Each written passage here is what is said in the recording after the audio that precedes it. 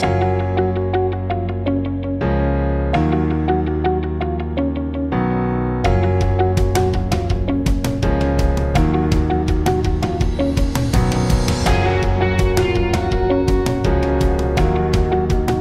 para pemirsa yang berbahagia, kita bertemu kembali dalam diskusi Sekolah Sabat yang dipersembahkan oleh Gereja Masehi Advent Hari ke-7 Uni Indonesia Kawasan Barat.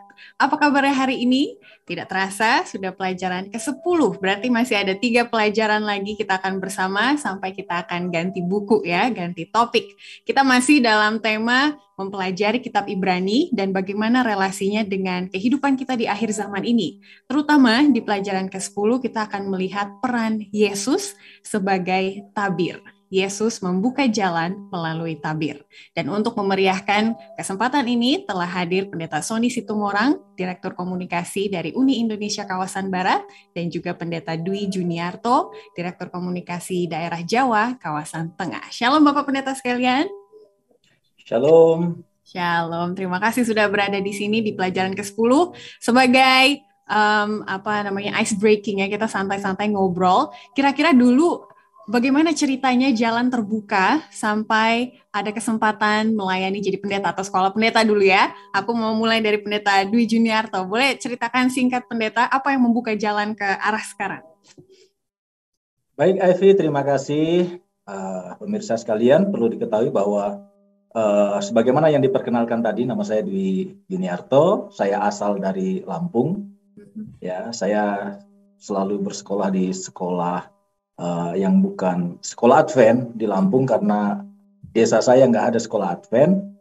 Lalu saya pernah mendengar UNAI itu waktu masih SMP. Ada saudara saya yang bersekolah di UNAI dan akhirnya saya pengen ke UNAI dan saya pengennya ambil pendeta karena waktu kelas 3 SMA saya lebih banyak menemani pendeta melawat yang sekarang pendeta senior di Bandung dan akhirnya saya pengen jadi pendeta. Wah, begitu.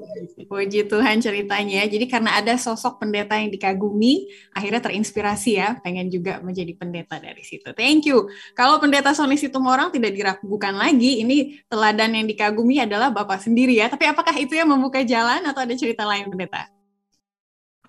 Jadi 992 ada acara Youth Congress di mana? Di UNAI. Di sana pertama kali 1000 Missionary Movement dideklarasikan. Saya masih ingat Dr. Jerong Lee, Dr. Wong, Dr. Baraka Muganda. Jadi waktu itu gini.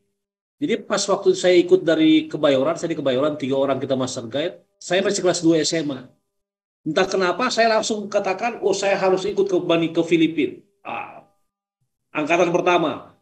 Cuman sampai di rumah papa saya bilang, jangan. Kamu masih SMA kelas 2. Kalau memang you mau melayani, nanti tamat SMA you ambil pendeta. Jadi itu yang buat saya akhirnya urungkan niat ke jadi 1000 Missionary Movement, angkatan pertama. Setahun lagi saya sekolah di Kerampul. Setelah itu saya masuk pendeta dan lucunya, satu-satunya angkatan saya dari Kerampul yang masuk pendeta lah saya. Dan banyak kehebohan waktu itu ya, sama seperti pendeta, ada teman-teman yang lain lah. Ya. Tapi intinya apa? Selain dari figur orang tua, juga saya memang waktu itu ada keinginan atau passion untuk melayani. Walaupun kita sudah tahu bagaimana pendeta itu kehidupannya yang cukup dalam segala hal. Terima kasih. Terima kasih sudah berbagi pengalaman. Kenapa saya menanyakan itu? Karena kalau ada seseorang yang sudah membuka jalan, kesannya jalan kita jadi lebih mudah, kesannya jalan kita jadi lebih ada pengharapan gitu ya. Jadi nggak kurang takut gitu ya, dan juga mengantisipasi apa yang di situ. Dan semoga itu yang akan kita lihat pada hari ini ketika kita melihat bahwa Yesus sudah naik duluan ke surga, itu untuk membuka jalan bagi kita ya. Semoga kita tidak takut, makin beriman setelah kita mempelajari pelajaran ini. Saya akan membacakan ayat intinya dari Ibrani 9 ayat 24. Sebab Kristus bukan masuk ke dalam tempat kudus buatan tangan manusia yang hanya merupakan gambaran saja dari yang sebenarnya, tetapi ke dalam sorga sendiri untuk menghadap hadirat Allah guna kepentingan kita. Saya minta Pendeta Dwi Juniarto bolehkah berdoa untuk membuka diskusi kita hari ini? Kerajaan sorga, kami mengucapkan puji syukur dan terima kasih Tuhan memberkati kami, menyertai kami. Saat ini kami akan belajar firman Tuhan melalui pelajaran sekolah Sabat. Kiranya Engkau mengurapi kami dengan kuasa Roh Kudus-Mu, Kiranya Engkau memberi pengertian dan kami boleh menuruti firman Tuhan sesuai dengan kehendak-Mu. Kami pasrahkan diskusi kami pada hari ini hanya ke dalam tangan-Mu. Di dalam nama Tuhan Yesus kami berdoa dan mengucap syukur. Amin. Amin. Sudah di pelajaran 10, itu artinya kita sudah melihat banyak sisi dari kitab Ibrani dan juga Yesus. Dan ternyata baru di pelajaran 10 ini kita akan memasuki inti dari teologi Ibrani, yaitu kenaikan Yesus ke surga. Karena itu mengawali pemerintahan Yesus dan juga awal pelayanan imam besarnya atas nama kita di surga. Jadi sepertinya ada bagian kedua, cerita kita to be continued. Cerita kita akan bersambung karena Yesus sudah naik ke surga. Nah, oleh karena itu kita akan masuk ke hari Minggu dengan judul Yesus di hadapan Bapa. Jadi apa pentingnya kita mengetahui bahwa Yesus sekarang ada di surga di hadapan Bapa? Minggu lalu kita melihat bahwa cerita Yesus di kayu salib, pengorbanannya adalah jaminan keselamatan, tapi mengetahui bahwa Yesus ada di surga itu juga jaminan keselamatan. Nah, Pendeta Dwi Juniarto boleh bantu kita untuk melihat kenapa kita penting tahu bahwa Yesus ada di surga sekarang. Baik, Ivy, terima kasih. Coba kita lihat, saya mau kilas balik sedikit mengenai keadaan murid-murid pada waktu itu. Pada waktu murid-murid disalibkan, pada waktu Yesus disalibkan, murid-murid mempunyai suasana hati yang berbeda. Yeah. Kenapa? Karena mereka sangat sedih. Mereka harapkan kerajaan Israel itu akan berdiri kuat di atas dunia ini, dipimpin oleh Yesus, seorang raja yang sangat kuat, bisa menyembuhkan, bisa memberi makan 5.000 orang. Ya. Tapi harapan itu sirna karena Yesus disalib. Nah, tetapi suasananya berbeda ketika Yesus naik ke sorga sebagaimana yang dinubuatkan. Yesus naik ke sorga, suasana hati daripada murid-murid Yesus pada waktu itu sangat berbeda ketika Yesus disalibkan. Karena akhirnya mereka bisa mengerti inilah kemenangan dari Yesus yang sebenarnya sudah dinubuatkan di dalam perjanjian lama. Dan ketika kita belajar sekolah sahabat kita saat ini, teologi itu sebagaimana yang Ivy katakan, teologi Ibrani mengatakan bahwa itu adalah awal dari pemerintahan Yesus Kristus, di mana dia naik ke sorga, dia datang menghadap Bapa, dan dia menjadi imam besar. Dan itu untuk kepentingan siapa? Itu adalah untuk kepentingan kita. Dia menjadi imam besar untuk kepentingan kita, manusia. Jadi bukan kepentingan yang lain, tetapi untuk kepentingan kita. Itulah sebabnya dia datang kepada Bapa sebagai satu, kalau di perjanjian lama itu selalu dilambangkan, korban itu dilambangkan dengan domba, ya, lembu. Tapi ini pengorbanan yang lebih tinggi daripada itu.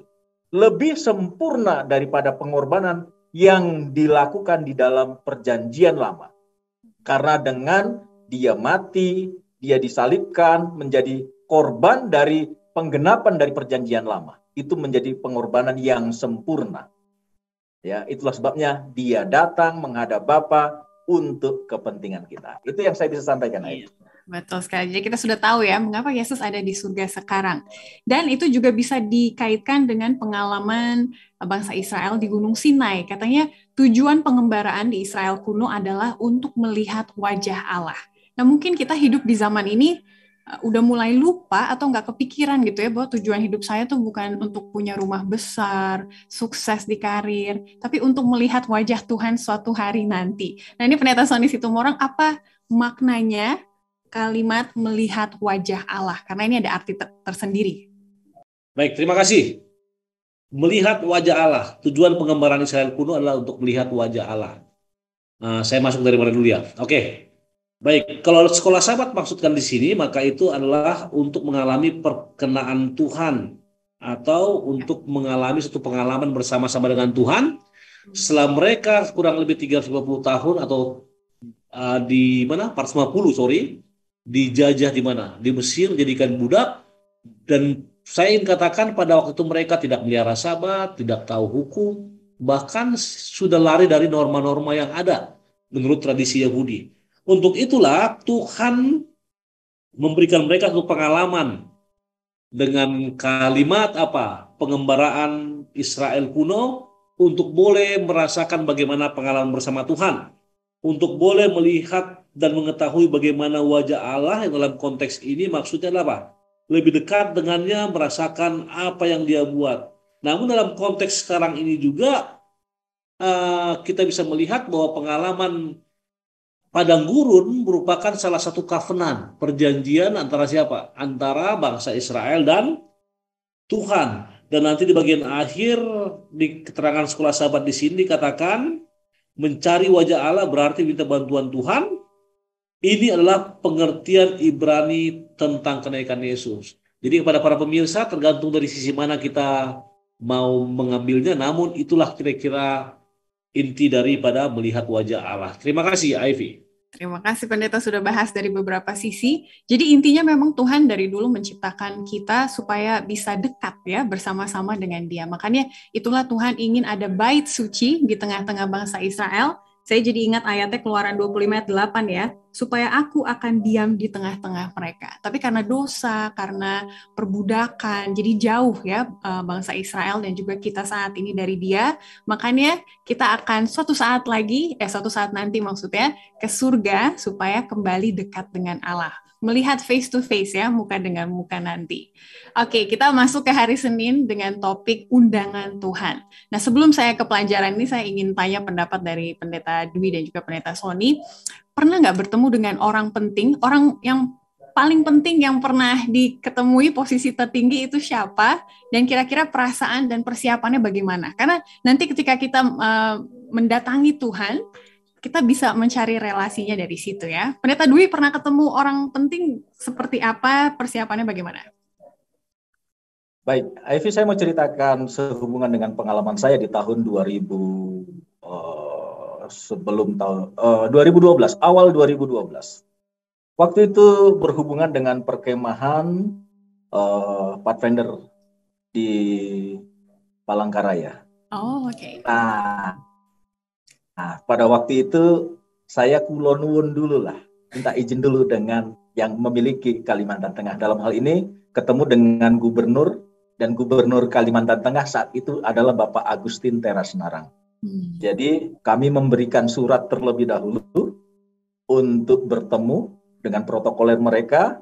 Akhirnya saya dengan beberapa pimpinan kami di Kalimantan Timur, kami menghadap bertemu dengan Pak Agustin Terasnarang. Jadi saya atur bagaimana untuk berbicara, sopan, persiapannya juga. Jadi nggak sembrono, karena kita akan ketemu orang penting, orang nomor satunya Kalimantan Tengah. Jadi ada sikap-sikap yang kita harus tunjukkan bahwa kita ya harus sopan, menghormati gaya bahasa kita. Nah, itulah persiapan dan akhirnya kami ketemu pada waktu itu di awal tahun 2012.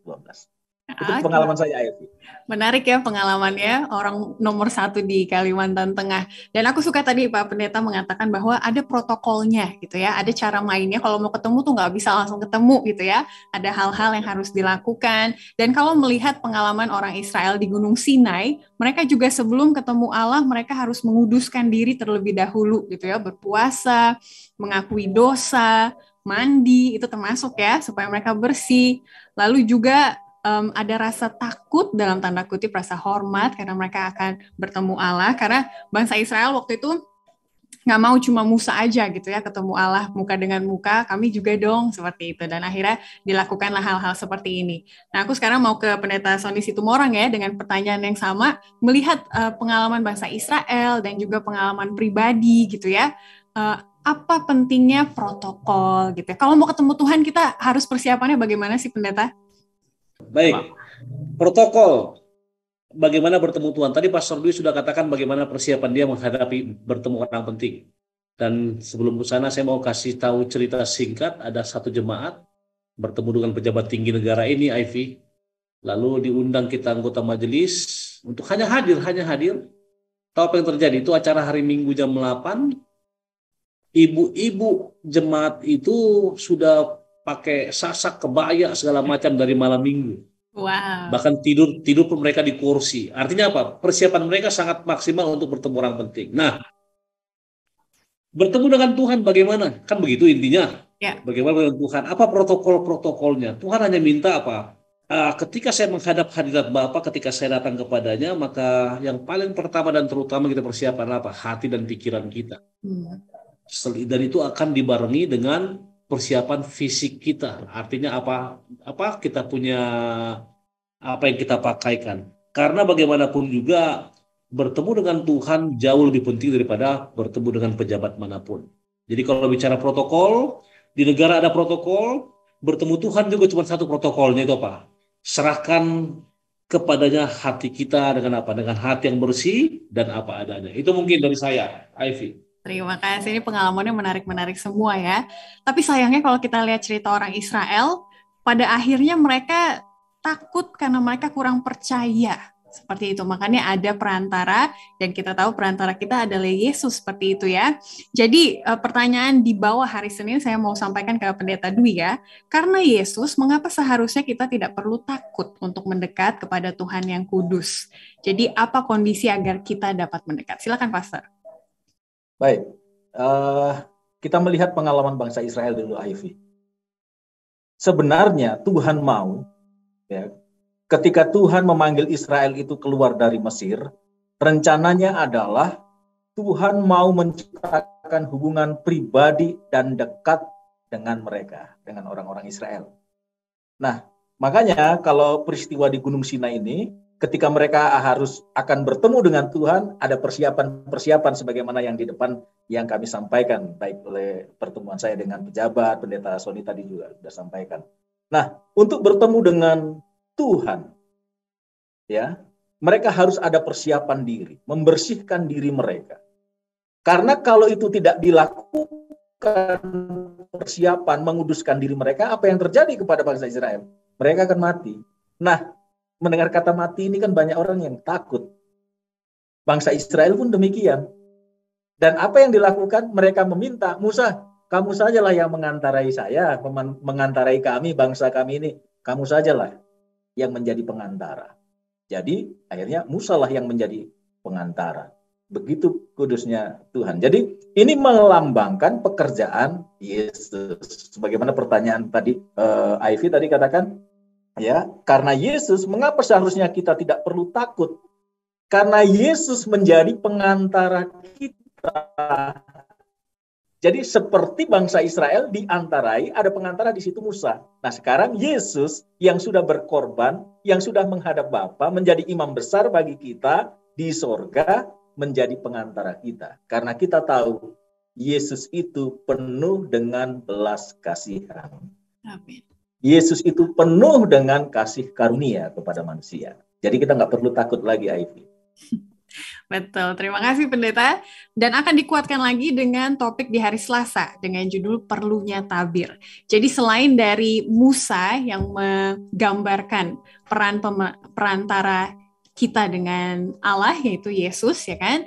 Ada juga simbol tabir alias tirai di bait suci, dan itu juga menggambarkan peran Yesus mengantarai kita dan juga Allah. Jadi Pendeta Sony Situmorang, akhir-akhir ini kita udah jarang ya menggunakan kata tabir seperti itu. Tapi kalau mau kita lihat lagi kembali ke bait suci, bagaimana kembali tabir yang ada di bait suci antara bilik yang suci dan bilik yang maha suci itu adalah lambang dari Yesus. Boleh tolong jelaskan kita ke situ, Pendeta? Baik, terima kasih. Tabir dalam pengertian bahasa sehari-hari memiliki fungsi ganda. Kalau kita katakan tabir, maka itulah tirai penyekat atau penutup dinding. Yang ini mengarah kepada bilik yang suci atau pemisah bilik yang suci dan bilik yang maha suci. Bahkan dikatakan tabir adalah perlindungan bagi para imam saat mereka di hadapan Tuhan yang suci. Intinya tabir sangat penting artinya bagi apa? Bagi pelayanan keimamatan pada masa yang lalu. Lalu apa hubungan tabir dengan apa tadi, Ivy? Dengan Yesus dalam konteks bait suci itu, Pendeta. Dengan Yesus dalam konteks bait suci. Ingat, hanya pada hari Grafirat atau hari pendamaian imam besar boleh masuk sekali setahun ke dalam bilik yang maha suci untuk mempersembahkan korban. Yaitu dialah mengantara langsung kepada Bapa di sorga. Lalu apa hubungannya dengan Yesus Kristus? Nah, tabir ini telah robek ketika Yesus disalib di mana? di Bukit Golgota. Artinya sejak saat itu tidak ada lagi apa?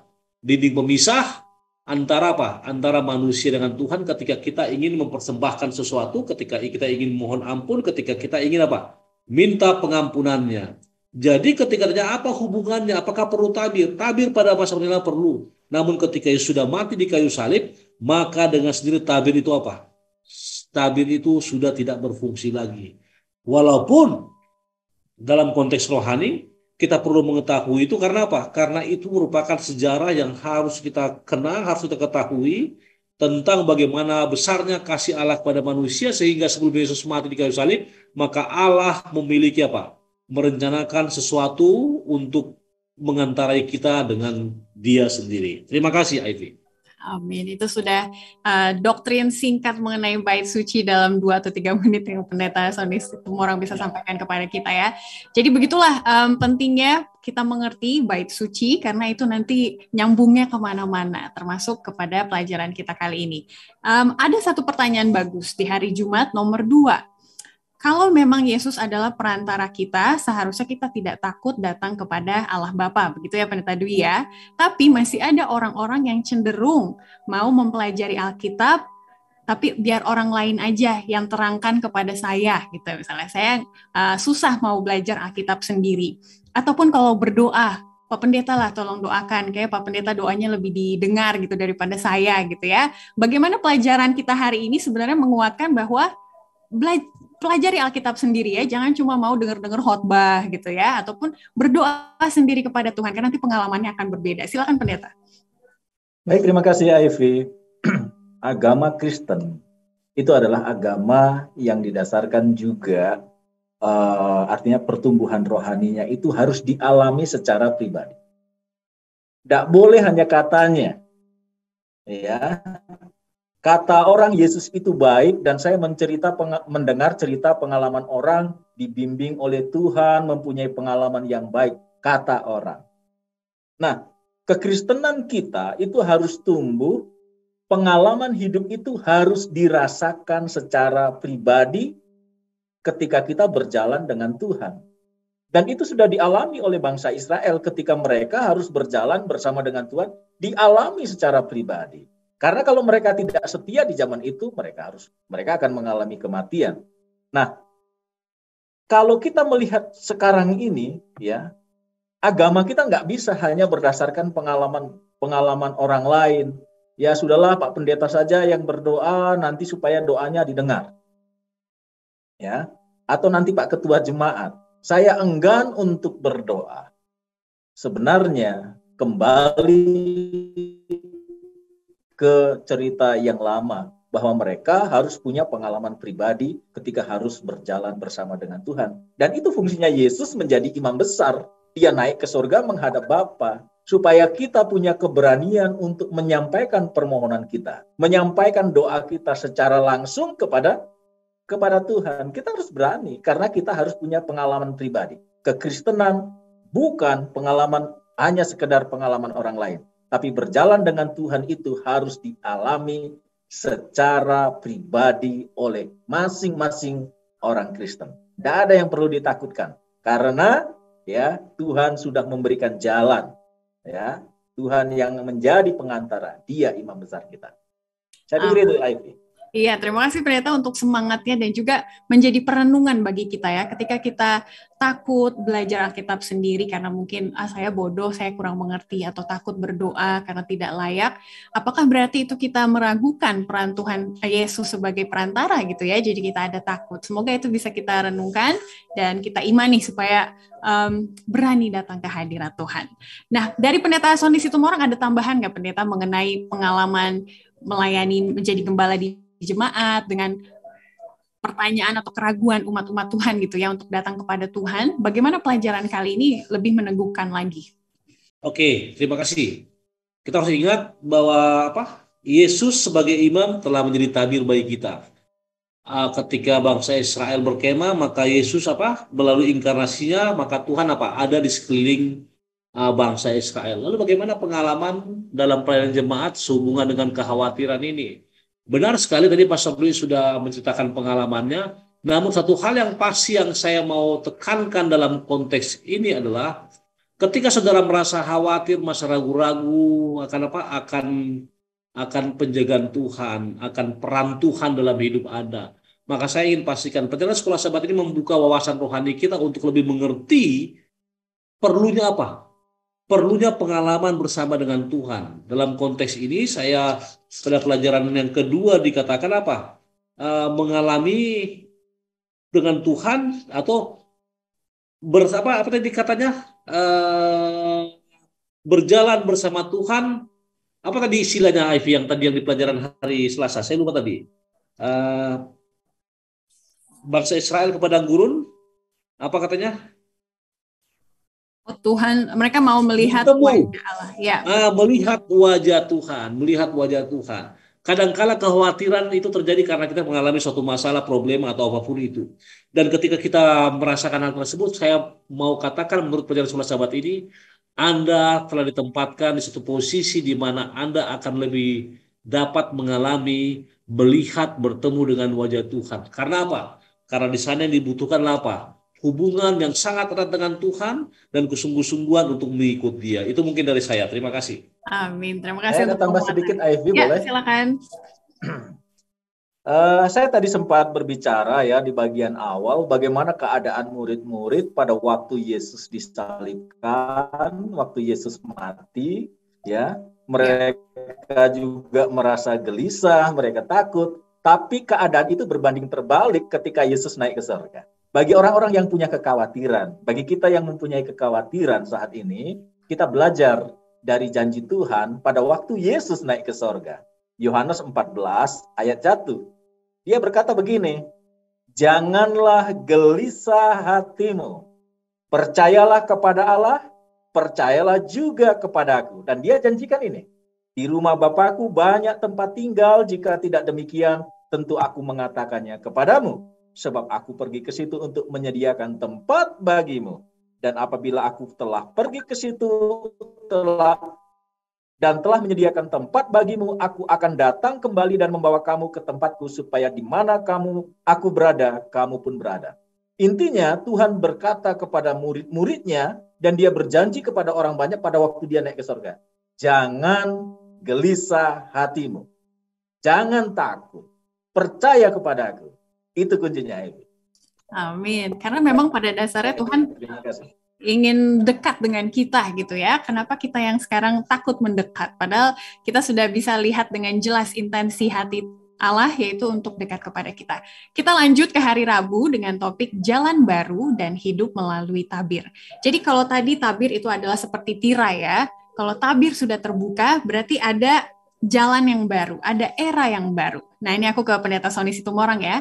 Apa era yang baru yang Tuhan tawarkan kepada kita ketika Dia sudah naik ke surga? Apa yang baru dalam perjalanan rohani kita? Silakan, Pastor. Oke, terima kasih. Jalan yang baru dan hidup yang baru adalah perjanjian baru yang diresmikan oleh Yesus dengan apa? Dengan pengorbanannya, dengan kenaikannya. Berarti ungkapan baru dan hidup di sini sangat kontras dengan perjanjian lama yang sudah usang. Dalam konteks yang lain ya. Jadi ketika dikatakan era yang baru, berarti yang saya katakan tadi, ketika tabir telah terbuka, telah terrobek, maka itu memungkinkan kita untuk mendekati Tuhan secara personal. Itu memungkinkan kita untuk berhubungan langsung dengannya. Dan itu memungkinkan kita untuk boleh melihat langsung wajah Tuhan. Dan salah satu hal yang istimewa ketika Yesus mati di kayu salib, perhatikan kalimat yang saya katakan tadi, it is done, kan katanya sudah selesai. Padahal beberapa jam sebelumnya apa dia katakan? Jikalau boleh kiranya ambillah cawan ini dari padaku. Nah, di sini kita akan melihat dua peristiwa kontras di mana Yesus yang sebagai manusia benar-benar sangat terbeban. Namun ketika semua sudah digenapinya, saya mau kasih tahu Ivy dan juga Pastor Dwi, kalau nanti suatu saat ke Israel ketika kita melewati Via Dolorosa, kami dulu adakan pikul salib, walaupun itu untuk denominasi tertentu, tapi saya katakan oke, kita pikul salib. Kalau saya nggak salah ada 16 stasi di mana Yesus jatuh, Yesus ini, saya dan istri juga kadang-kadang menangis. Menangis kenapa?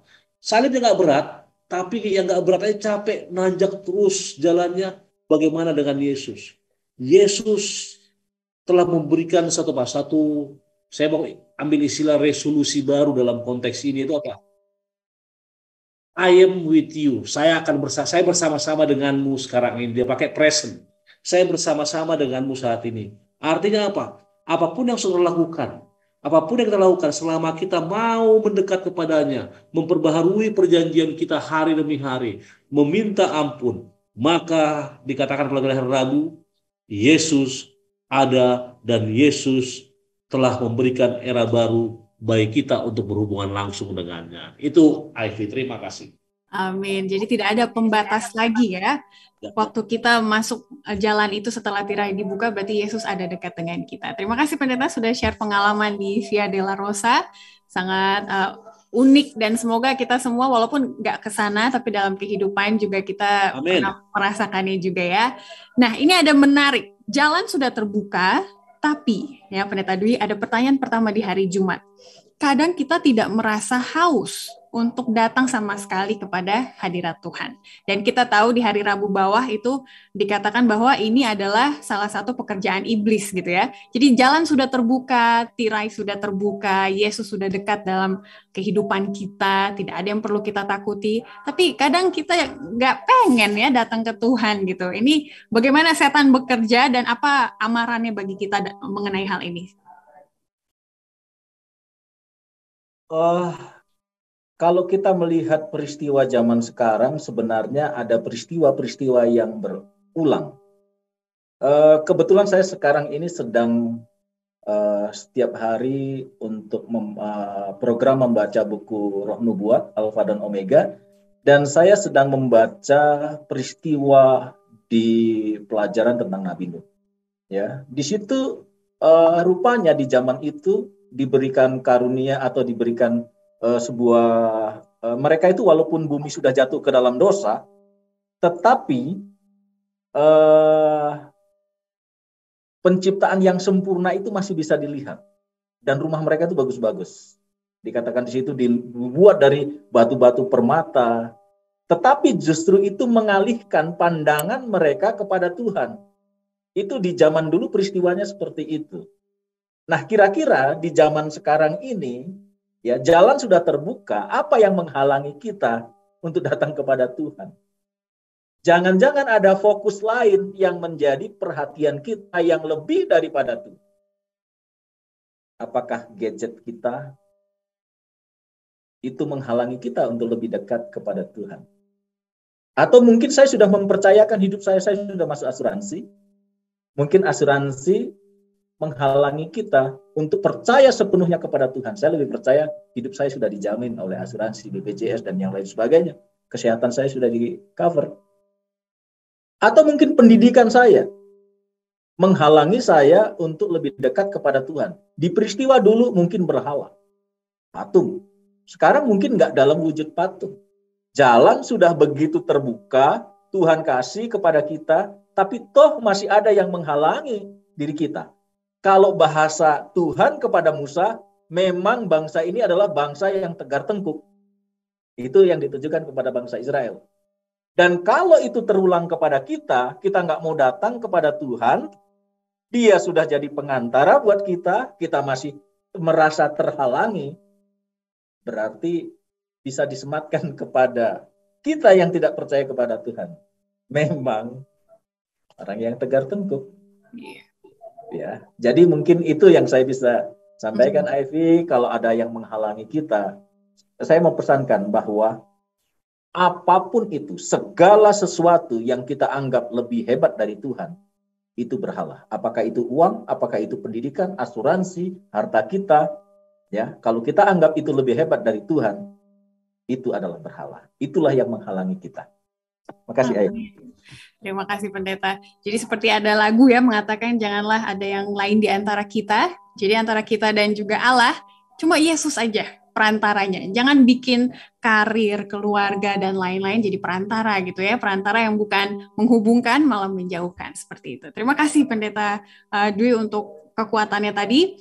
Kita lanjut lagi ke hari Kamis. pada akhirnya kita juga akan melihat wajahnya, wajah Allah Bapa kita. Dan ada statement menarik di paragraf kedua dikatakan, kenaikan Yesus bukanlah masalah iman, tapi fakta. Jadi kalau orang mengatakan bahwa semoga suatu saat saya melihat wajah Yesus itulah iman saya, katanya harus pasti gitu ya, bahwa emang wajah Allah bisa kita lihat. Pendeta Sony Situmorang boleh bawa kita ke situ, bahwa ini bukan masalah iman, Vi, bukan percaya atau tidak percaya, tapi emang faktanya kita bisa melihat wajah Allah. Baik, saya setuju dengan statement dari penulis. Kenaikan Yesus bukanlah masalah iman. Kalau kita mengetahui iman adalah dasar dari sesuatu yang kita harapkan dan bukti dari segala sesuatu yang tidak kita lihat ya. Tapi inilah fakta di mana banyak orang melihat. Fakta di mana kita mengetahuinya. Fakta bahwa kenaikan Yesus ini memberikan kekuatan yang mendesak. Bahkan kenaikan inilah yang menginspirasi Paulus dan juga para rasul untuk lebih semangat dalam mengabarkan Injil. Dan ini semua terjadi karena mereka pun punya keinginan yang sama untuk melihat wajah siapa? Tuhan. Apa ada gambarannya? Ada. Kalau saudara baca nanti di pertanyaan pertama Ibrani 12 ayat 20-24, maka ada satu kalimat yang saya senang, dikata kita akan nanti seperti jemaat anak sulung di mana kita akan terdaftar dalam kerajaannya dengan roh-roh yang benar dan lain-lain. Saudara boleh baca nantinya. Intinya apa? Kenaikan Yesus merupakan fakta. Dan kenaikan Yesus akan membuat iman kita sekarang ini semakin semakin dikuatkan. Kenapa saya katakan makin dikuatkan? Ivy, Pastor Dwi pernah ketemu dengan Yesus? Tidak. Sering baca? Ya. Sering. Apa yang meyakini kita untuk mempercayai bahwa Yesus itu ada, eksis dulu dan setelah naik ke sorga? Itu iman. Ya. Iman saya mengatakan, saya menerima dia sebagai urusan pribadi, iman saya mengatakan dia sudah naik di sorga. Dan oleh karena itulah, ketika ada tulisan atau ada ekspresi penulis yang mengatakan mereka akan melihat wajahnya, saya percaya, Ivy, Pastor Dwi, Daniel, saya juga akan melihat wajahnya nanti di sana. Dan satu keinginan saya, ketika sampai di sorga nanti, kalau boleh kita bikin reuni kecil ya. Kita bikin pelajaran sekolah sahabat, tapi narasumbernya siapa? Yesus narasumber di tengah-tengah kita. Wow, keren istilahnya kan? Dan itulah yang akan terjadi. Iman harus tetap kita miliki. Walaupun kenaikan Yesus bukanlah masalah iman, tapi fakta yang nyata. Terima kasih, Ivy. Amin. Yes. Dan bagi para pemirsa yang mau ikut reunian juga nanti di surga, boleh tulis di kolom komen ya. Nanti kita akan sama-sama menikmati hasil dari iman kita, ya kan? Buahnya adalah kita akan melihat wajah Allah Bapa sendiri. Di pertanyaan ketiga hari Jumat ini bagus, Pendeta Dwi katanya, kalau hal ini adalah kepastian, tapi hati-hati agar tidak salah mengira anggapan. Kira-kira ada anggapan apa sih yang beredar zaman sekarang sampai-sampai agak meragukan mungkin bahwa Yesus sudah ada di surga, Yesus sudah naik, dan kita suatu saat akan ke sana. Apa yang menjadi anggapan dan mengapa kita harus hati-hati? Saya pikir kan kalau kita memang diajar dari kecil bahwa jangan pernah lupa untuk kedatangan Yesus yang kedua kali. Dari kecil, bahkan mungkin dari bapak kita, kakek kita berbicara mengenai kedatangan Yesus yang kedua kali. Nah, sampai kepada zaman kita sekarang, gereja kita masih bercerita tentang kedatangan Yesus yang kedua kali. Kita harus yakinkan iman kita harus yakinkan diri kita bahwa kita semakin hari semakin dekat dengan kedatangan Yesus yang kedua kali. Tetapi dunia menawarkan sesuatu yang lain. Apa yang dia tawarkan? Yang dia tawarkan kan adalah kegelojohan dunia ini, menariknya dunia ini, ya. Dunia begitu menarik kelihatannya. Dan ini juga sebenarnya dulu sudah pernah terjadi. Orang tertarik sekali dengan kemajuan daripada dunia ini di zamannya. Nah, itu yang mengalihkan pikiran kita. Jadi yang menjadi hati-hati itu adalah supaya kita jangan sampai keinginan dunia ini, kemewahan dunia ini lebih menarik kita dibandingkan kesediaan kita untuk janji Tuhan, yaitu kedatangan Yesus yang kedua kali. Jadi dan juga ada pengajaran-pengajaran ya memang karena dunia ini ada yang juga nggak percaya dengan adanya Tuhan. Jadi mereka pikir ya sudah ini akan terjadi begini terulang dan seterusnya tidak ada ujungnya. Tetapi bagi kita yang percaya kepada Tuhan, endingnya adalah pertemuan kita nanti dengan Tuhan pada waktu Dia datang kedua kali. Dan saya memohon kepada Tuhan ya supaya saya dilayakkan untuk masuk ke dalam kerajaan sorga, karena itu adalah sebuah kesempatan. Jadi masuk ke sorga adalah pilihan saya. Apakah saya mau mengambil kesempatan itu atau tidak, ya? Tapi saya harus yakinkan, iman saya harus yakinkan, saya harus setia kepada Tuhan supaya pada waktu Dia datang, saya akan diangkat oleh kasih karunia masuk ke dalam kerajaan sorga. Amin. Tapi ketika fokus saya kepada yang lain, mungkin kepada keinginan dunia ini, itu yang perlu dikhawatirkan dari diri saya. Iya, betul sekali. Jadi percuma ya kita mempercayai bahwa iya saya yakin Yesus sudah ada di surga, tapi ragu Dia akan datang kembali. Jadi kayak nggak connect gitu ya, itu satu paket. Kalau misalnya kita yakin Tuhan ada di surga, berarti kita yakin suatu saat Dia akan kembali datang untuk membawa kita ke surga juga. Amin. Sebagai closing statement, aku mau menanyakan Bapak Pendeta sekalian, apa harapan yang dibawakan oleh kebenaran firman Tuhan ini untuk menghadapi masa depan? Karena banyak orang khawatir, banyak orang ragu, takut akan masa depan, terlepas dari keimanan kita akan kedatangan Tuhan yang kedua kali ya, selama di dunia ini. Apa harapan yang mau ditekankan oleh Bapak Pendeta sekalian melalui pelajaran ini? Saya mulai dari Pendeta Situmorang dulu, silakan. Saya mulai dari tulisan pena inspirasi yang menulis begini. Ketika kita tidak melupakan bagaimana penjagaan Tuhan bagi kita pada masa yang lampau, maka mari kita menatap masa depan dengan penuh apa? Penuh harapan. Ketika Yesus telah mati menggantikan kita, dia telah membuka tabir keselamatan itu sehingga melayakan kita bertemu dengan Yesus dalam hal pengalaman rohani. Maka jangan pernah khawatir bahwa sorga sudah sorga sudah disediakan untuk kita. Itu sebabnya kalimat yang tadi ya, saya suka kalimat yang tadi, Yesus mengatakan apa? Aku pergi ke sana untuk menyediakan tempat bagimu, dan bila mana aku sudah pergi ke sana dan menyediakan tempat bagimu, maka aku akan datang kembali dan membawa kamu ke tempatku. Dan ini kalimat intinya. Apa itu? Supaya di tempat di mana aku berada, kamu pun apa? Berada. Wow, intinya apa? Kenaikan Yesus ke sorga adalah fakta yang nyata dan boleh membuka iman kita, membuat iman kita lebih dekat kepada Tuhan dengan satu garansi.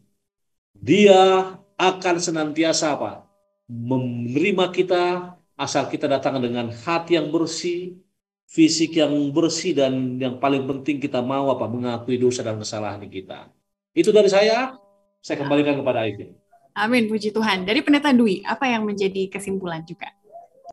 Baik, saya akan membaca di dalam buku Kisah Para Rasul pasal 1, mulai ayat yang ke-10 dan ayat 11. Bunyinya begini.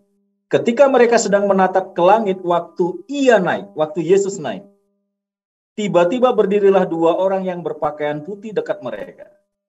Dan berkata kepada mereka, "Hai orang-orang Galilea, mengapakah kamu berdiri melihat ke langit? Yesus ini yang terangkat ke sorga meninggalkan kamu akan datang kembali dengan cara yang sama seperti kamu melihat Dia naik ke sorga." Jika saya diberi kesempatan untuk hidup saat itu, saya merindukan peristiwa ini. Saya akan menatap bagaimana Dia turun. Karena waktu Dia naik seperti itu, Dia akan turun kembali supaya saya diselamatkan. Itu kerinduan saya, Ivy. Yes, kerinduan saya juga. Jadi nggak apa-apa kita nggak lihat Yesus naik ke surga, tapi dengan iman semoga kita lihat nanti Yesus turun menjemput kita ya ke surga nanti. Terima kasih untuk hari ini. Saya mau undang Pendeta Sony Situmorang, bolehkah berdoa bagi para pemirsa kita supaya juga kuat menantikan kedatangan Tuhan yang kedua kali. Baik, kita berdoa. Bapa, ketika Engkau mengizinkan tabir terbuka pada saat Yesus mati di kayu salib, dan kami punya kesempatan langsung untuk berhubungan denganmu, mengalami pengalaman iman bersamamu, maka pada saat ini kami sangat dikuatkan oleh pelajaran pekan ini yang menekankan kepada kami bahwa Engkau ada setiap saat dan Engkau senantiasa mengundang kami untuk hadir ke ridhaan-Mu. Bapak, terima kasih atas pelajaran sekolah sahabat yang indah ini. Biarlah pelajaran ini akan menjadi berkat bagi para pemirsa di rumah. Demikian juga kami membawakannya. Berkati hamba-Mu, Pendeta Dwi, Ivy, dan juga Daniel di belakang layar. Biarlah persembahan kami ini hanya untuk kemuliaan nama Tuhan. Berkati kami semua Tuhan dalam menempuh hari-hari kami. Berkati keluarga kami dan juga orang kami kasihi. Dengarkan doa kami, lalu kami berdoa. Amin. Amin. Baik para pemirsa sekalian, saya mau ucapkan terima kasih untuk kebersamaan kita semua dan juga untuk Pendeta Sony Situmorang dan juga Pendeta Dwi Juniarto. Semoga kita bertemu di kesempatan mendatang ya. Dan pemirsa, yakinlah bahwa Tuhan itu dekat, dan oleh karena itu kita akan bertemu kembali di minggu depan, pelajaran ke-11, Yesus penulis dan penyempurna iman kita. Tuhan memberkati kita semua.